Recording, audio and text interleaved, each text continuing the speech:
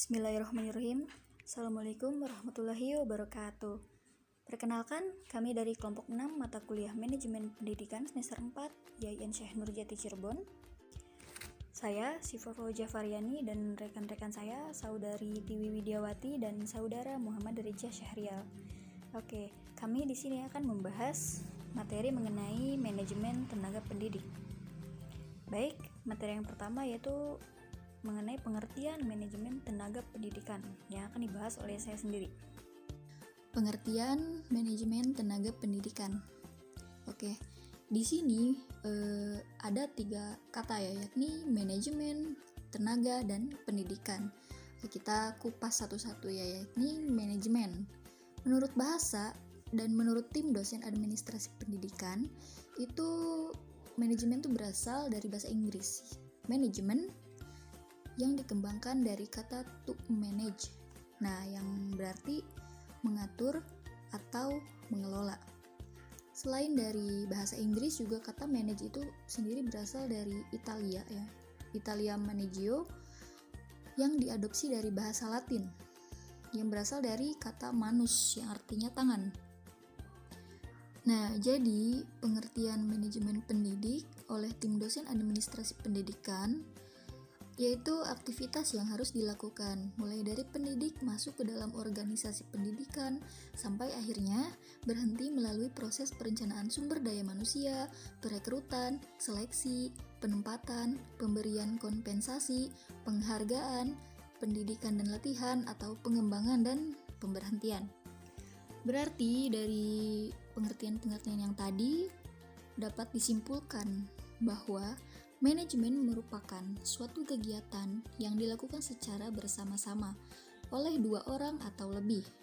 Nah, yang didasarkan atas aturan tertentu dalam rangka mencapai tujuan organisasi. Selanjutnya, setelah manajemen di sini ada pendidik ya. Menurut Uhbiyati tahun 2005 mengemukakan bahwa pendidik adalah orang dewasa yang bertanggung jawab memberi bimbingan atas bantuan kepada anak didik dalam perkembangan jasmani dan rohaninya agar mencapai kedewasaannya, mampu melaksanakan tugasnya sebagai makhluk Allah, khalifah di permukaan bumi, sebagai makhluk sosial, dan sebagai individu yang sanggup berdiri sendiri. Maksudnya bagaimana? Jadi pendidik itu adalah mendidik anak didik atau memberi bimbingan kepada peserta didik untuk apa? Untuk mencapai kedewasaannya. Lalu mampu melaksanakan tugasnya sebagai makhluk Allah, sebagai makhluk yang beragama, taat kepada Allah dan menjauhi larangannya. Dan juga sebagai makhluk sosial, yakni tidak bisa hidup sendiri dan tidak bisa hidup tanpa bantuan orang lain. Dan bagaimana anak didik tersebut mampu hidup bermasyarakat. Dan individu yang bisa atau sanggup berdiri sendiri. Nah, jadi dapat disimpulkan ya bahwa manajemen pendidik itu adalah suatu kegiatan merencanakan, mengelola dan mengorganisasikan, mengkomunikasikan sumber daya pendidikan ya atau pendidik agar dapat berjalan atau melaksanakan tugas dan tanggung jawabnya secara efektif dan efisien dengan maksud tercapainya tujuan pembelajaran atau tujuan pendidikan sebagaimana yang diharapkan oleh pendidik. Oke, selanjutnya yaitu di sini ada tenaga pendidik. Apa sih definisinya? Yaitu profesi yang sangat penting ya dalam kehidupan suatu bangsa. Hal ini tidak lain karena posisi pendidikan yang sangat penting dalam konteks kehidupan bangsa. Karena dalam pendidikan itu, ya pendidik merupakan unsur yang paling dominan gitu dalam suatu proses pendidikan. Karena kualitas pendidikan tuh banyak ditentukan oleh kualitas pendidiknya dalam menjalankan peran dan tugasnya di masyarakat. Nah, dengan mengingat hal tersebut, maka jelas ya bahwa upaya-upaya untuk mengembangkan profesi pendidik atau seorang guru menjadi suatu syarat mutlak bagi kemajuan suatu bangsa. Semakin meningkatnya kualitas pendidik atau guru, itu akan mendorong pada peningkatan kualitas pendidikan ya, baik proses maupun hasilnya. Assalamualaikum warahmatullahi wabarakatuh. Sebelumnya perkenalkan, nama saya Tiwi Widiawati. Di sini saya akan menjelaskan tugas, kewajiban, dan hak pendidik. Oke, langsung saja ke yang pertama, yaitu tugas pendidik. Tugas pendidik menurut Undang-Undang Nomor 20 Tahun 2003 adalah merencanakan dan melaksanakan proses pembelajaran, menilai hasil pembelajaran, melakukan bimbingan dan pelatihan, serta melakukan penelitian dan pengabdian kepada masyarakat, terutama bagi pendidik di perguruan tinggi. Menurut Supardi, menyebutkan tugas seorang pendidik terdiri atas beberapa hal, yaitu yang pertama, yaitu tugas guru sebagai profesi.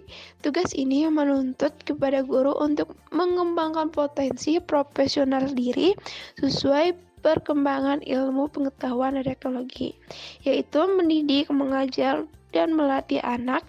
Pendidik adalah tugas guru sebagai profesi. Nah, tugas guru yang pertama itu mendidik, yaitu meneruskan dan mengembangkan nilai-nilai kehidupan kepada anak didik. Yang kedua yaitu mengajar, yaitu meneruskan dan mengembangkan ilmu pengetahuan dan teknologi kepada anak didik. Yang ketiga yaitu sebagai pelatih, yaitu mengembangkan keterampilan dan menerapkannya dalam kehidupan demi masa depan anak didik. Tugas guru yang berikutnya yaitu tugas guru di bidang kemanusiaan. Nah, tugas guru di bidang kemanusiaan adalah sebagai orang tua kedua di sekolah. Sebagai orang tua di sekolah, guru harus mampu sebagai idola yang menjadi teladan bagi siswa-siswinya, di mana guru memberikan motivasi agar siswa-siswinya melakukan aktif belajar di kelas maupun secara mandiri di rumah. Tugas guru yang berikutnya yaitu adalah tugas guru di bidang kemasyarakatan. Tugas guru di bidang kemasyarakatan adalah mendidik dan mengajar masyarakat untuk menjadi warga negara yang bertanggung jawab dan menjunjung tinggi nilai moral, sosial maupun keagamaan. Masyarakat memerlukan sumbangsi guru dalam menyelesaikan permasalahan-permasalahan yang dihadapi oleh masyarakat. Dan sampai sekarang masih menempatkan guru sebagai sosok yang di depan, sebagai teladan di masyarakat. Berikutnya adalah kewajiban mendidik. Nah, mendidik ini memiliki beberapa kewajiban. Menurut Undang-Undang Nomor 20 Tahun 2003, kewajiban pendidik antara lain yang pertama, menciptakan suasana pendidikan yang bermakna, menyenangkan, kreatif, dinamis, dan dialogis. Mengapa harus menciptakan suasana pendidik seperti itu? Karena supaya siswa ataupun anak didik saat melakukan pendidikan itu tidak merasa jenuh dan mereka bisa memahami setiap hal yang pendidik berikan. Kewajiban yang kedua yaitu mempunyai komitmen secara profesional dan untuk meningkatkan pendidikan. Nah, di sini tuh pendidik itu bukan hanya menyalurkan ilmu yang mereka miliki, tapi juga harus bertindak profesional semaksimal mungkin untuk meninggikan atau meningkatkan mutu pendidikan yang ada. Yang ketiga yaitu memberikan teladan dan menjaga nama baik kelembagaan, profesi, dan kedudukan sesuai dengan kepercayaan yang diberikan kepadanya. Jadi di sini guru ditempatkan harus memiliki sifat yang baik sehingga mereka bisa menjadi teladan. Dengan begitu mereka tidak akan mencemarkan nama baik mereka sebagai seorang guru ataupun lembaga yang menaungi mereka.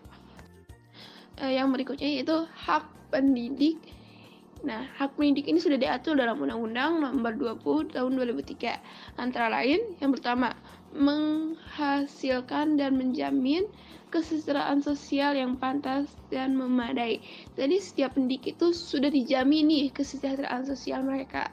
Jadi mereka bisa fokus untuk mendidik anak didik untuk mencapai masa depan yang lebih baik. Yang kedua yaitu penghargaan sesuai dengan tugas dan prestasi pekerjaan mereka.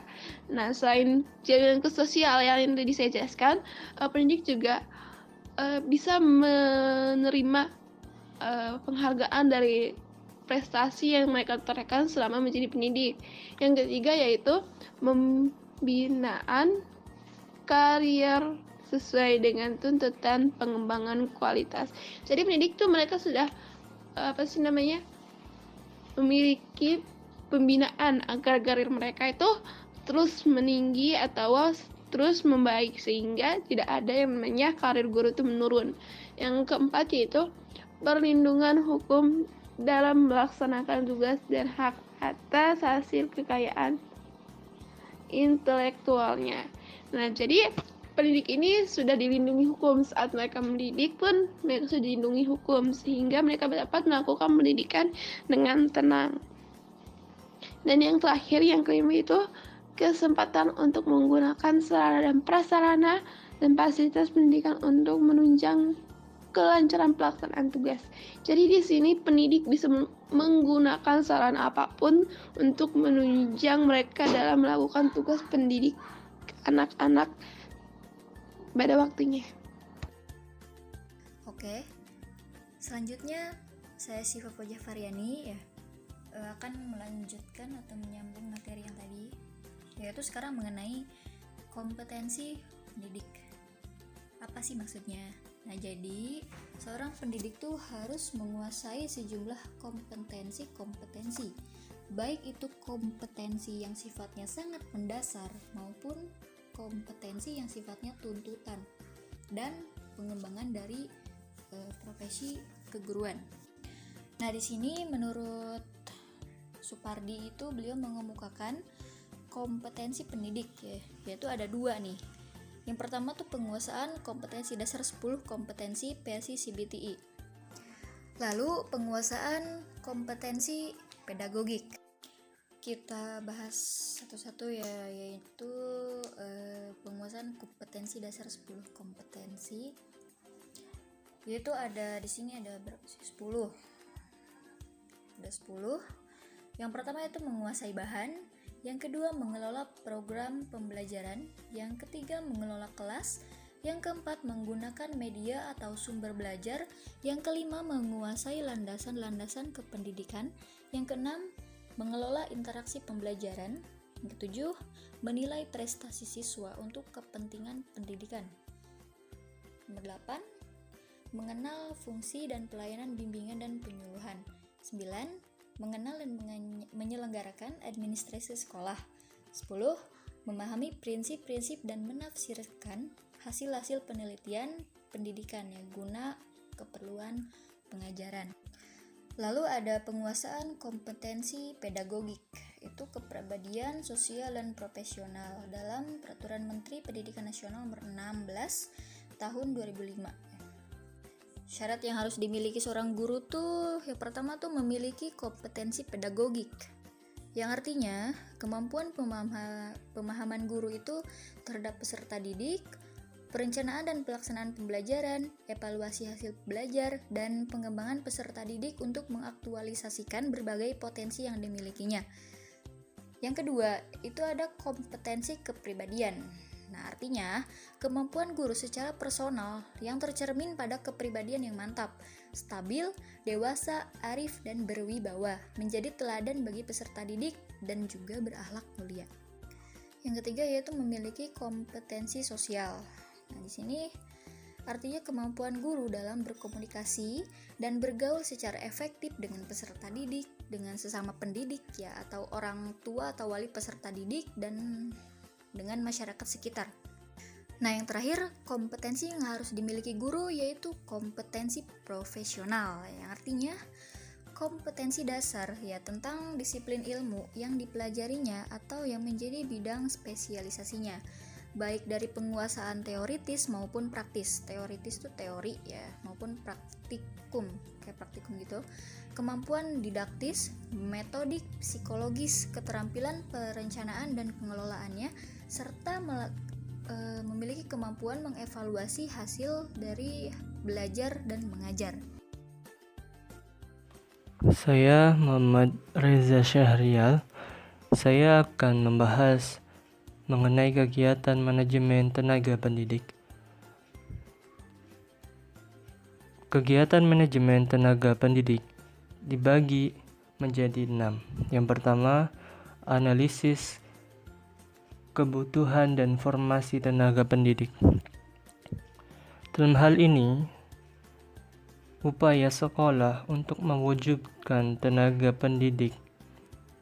kependidikan yang dapat bekerja secara profesional, dibutuhkan sumber daya manusia yang memiliki kompetensi dan kinerja tinggi demi memajukan organisasi atau sekolah, sehingga diperlukan upaya sistematis dalam meningkatkan kapasitas tenaga kependidikan agar mampu bekerja optimal dalam memberikan pelayanan terbaik. Pelaksanaan analisis sistem kerja yang mengacu kepada pedoman perencanaan kebutuhan pegawai berdasarkan beban kerja dalam rangka penyusunan formasi pegawai negeri sipil yang terkandung dalam Kemenpan nomor 2 Kep/M.Pan/7/2014. Diharapkan dapat menjadi bahan pertimbangan dalam merencanakan kebutuhan tenaga kependidikan di lingkungan unit kerja yang ada. Berdasarkan yang dijabarkan tadi, pelaksanaan analisis beban kerja dan jumlah kebutuhan tenaga kependidikan yang ada pada setiap unit tersebut sesuai dengan beban kerja yang dibebankan, sehingga diharapkan dari perhitungan beban kerja ini dapat dijadikan acuan dalam perencanaan dalam kebutuhan tenaga kependidikan. Yang kedua, rekrutmen tenaga pendidik. Penjaringan atau rekrutmen adalah sebuah usaha aktif dalam mencari calon potensial dengan mempengaruhi mereka agar bersedia mengisi posisi-posisi yang ada dalam sebuah lembaga operasional sekolah. Dengan adanya proses perekrutmen guru yang kompeten, maka diharapkan akan mampu memberikan warna baru di dalam ruang kelas, sehingga proses pembelajaran menjadi lebih efektif dan efisien. Merekrut guru-guru yang terbaik merupakan tugas yang paling penting dari sebuah lembaga operasional sekolah. Kriteria dasar seleksi. Yang pertama, rasional. Yang kedua, ilmiah.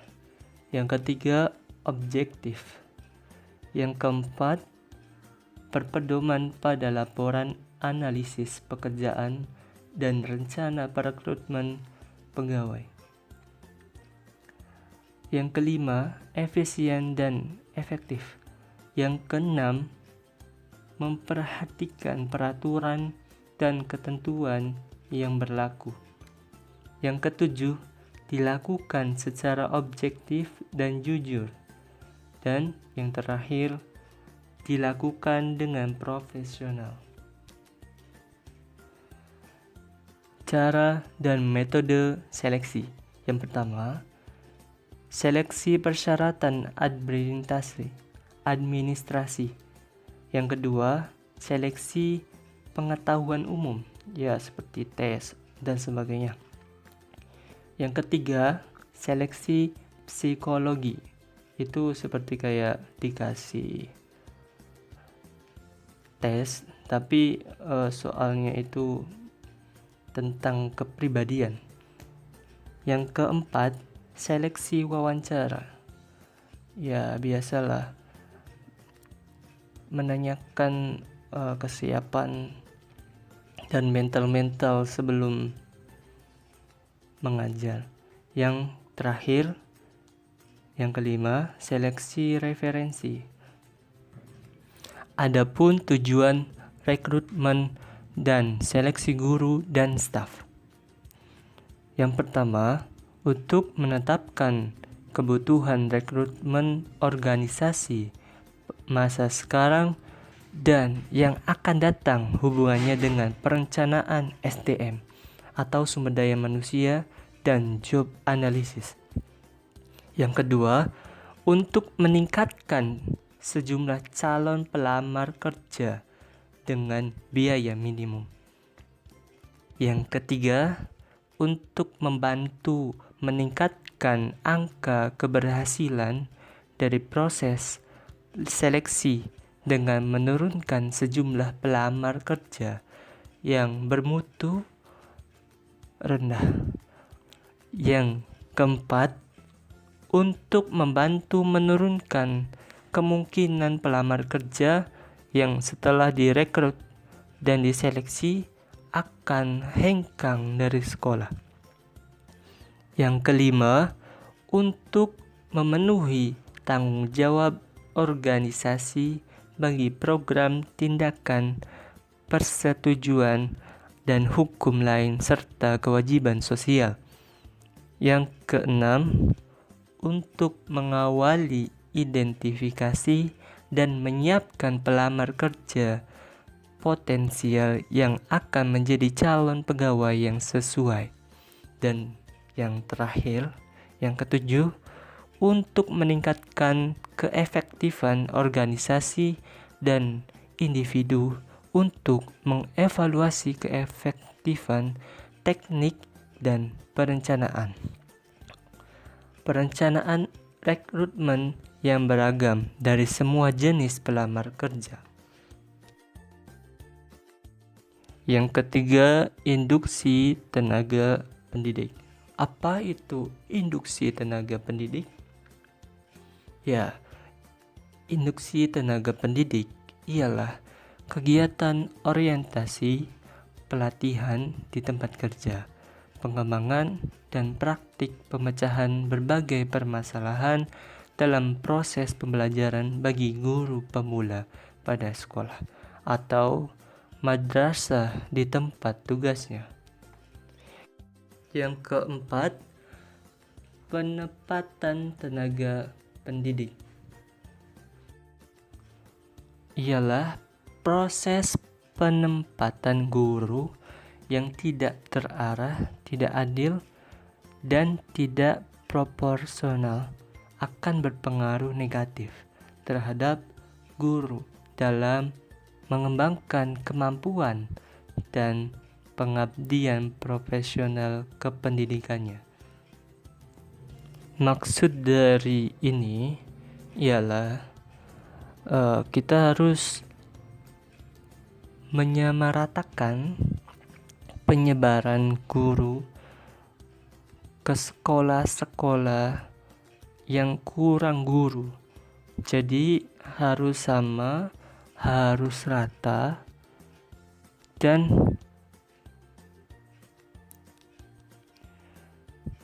gajinya harus sesuai dengan profesinya yang dilakukan oleh seorang guru. Yang kelima, pelaksanaan supervisi kinerja. Apa itu supervisi pendidikan? Ya, supervisi pendidikan itu sebagai suatu kegiatan yang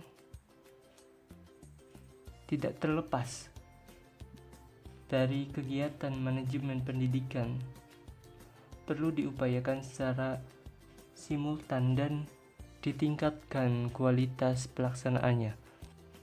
Maksudnya, tugas pendidik dalam konteks ini membantu mengkondisikan peserta didik pada sikap, perilaku, atau kepribadiannya benar agar mampu menjadi agent of moderation bagi dirinya sendiri, lingkungan, masyarakat, dan siapa saja yang dijumpai tanpa harus membedakan suku, agama, ras, dan golongan.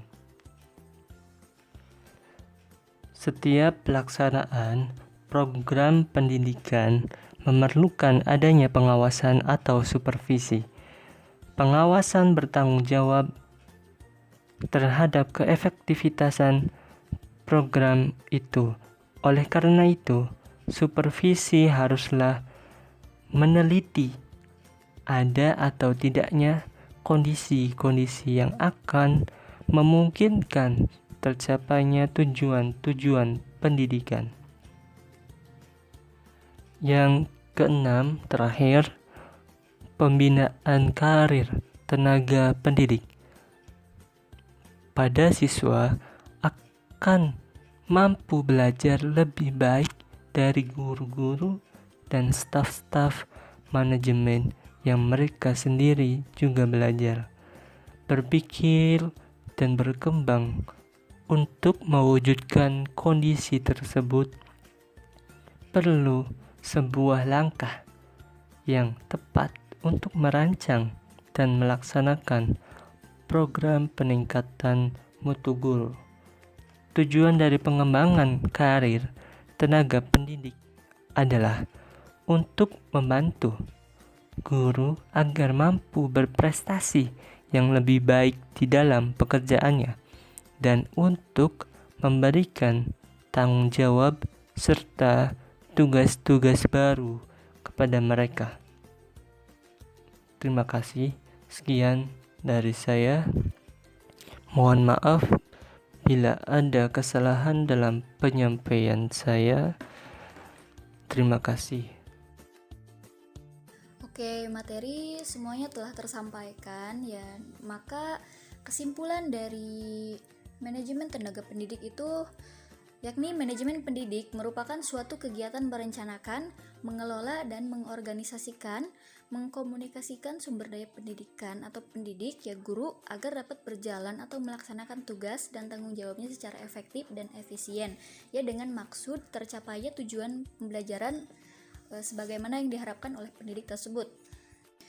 Dan tugas pendidik itu adalah merencanakan dan melaksanakan proses pembelajaran ya, menilai hasil pembelajaran, melakukan pembimbingan dan pelatihan, serta melakukan penelitian dan pengabdian kepada masyarakat, terutama bagi pendidik kepada perguruan tinggi.